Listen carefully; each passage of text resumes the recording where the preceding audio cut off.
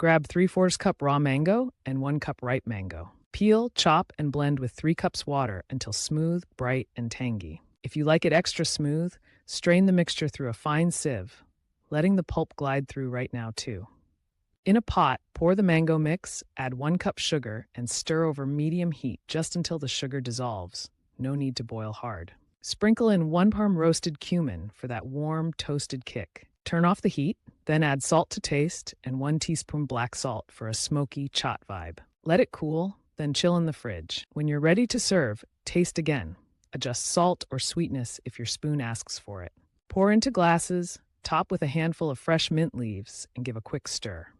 Sip slowly, sweet, sour, earthy cumin, and a cooling mint finish.